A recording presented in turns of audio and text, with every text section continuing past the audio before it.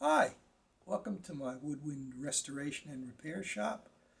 I've been at this for the last 15 years on a very serious basis, and I've developed techniques for restoration and repair of several different woodwinds, primarily the flute, the piccolo, the clarinet, and the saxophone. I just received a very interesting flute from Nebraska. It is probably from the early part of the 19th century, I would say between 1810 and 1815, and more than likely from an American company called Firth, Hall and Pond. And the reason I come to that conclusion is the keywork on the flute resembles other flutes that I have worked on from that particular period. And here's an example of the keywork itself. It's brass, extended, beautifully configured, and then when it's polished, it comes up in a very, very beautiful form and goes well with the type of wood that this flute is made of. This is boxwood, and boxwood usually looks very, very pale and kind of orange in color. This has been modified probably also by dipping it in a very mild solution of nitric acid, and it's called flamed boxwood. The crown or top of the head joint is ivory, and that's the ivory ring. The lower ring is nickel silver.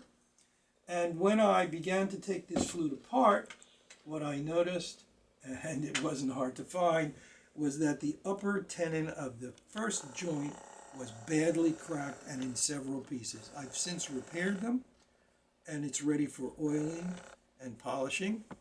And it now fits very, very snugly into the head joint and will form a permanent and beautiful seal when I add either windings to this tenon, or if the customer prefers, I would put a cork tenon cover. Right now, the next joint was missing its ring, which I fabricated out of bone because ivory is now no longer a type of material that you're permitted to use, and it will match very, very nicely in configuration the ivory of the head joint. The next joint, which is the foot joint, has a nickel silver binding. It was cracked in several places, which I completely repaired, and I will be fabricating a bone endpoint for this. The keys will all fit into what are called block mounts, and they're in very, very good condition. The wood looks kind of dried out at this point, but it's been thoroughly ultrasonically cleaned, and I'll apply a very, very fine oil to both the bore, interior of the flute, and the exterior, and let it sink in for at least 24 hours. This flute will play beautifully. It's a key of D flute. It only goes down to the lowest note, D, and probably is in a fairly high pitch at maybe 438 cycles per second for the A note on this flute.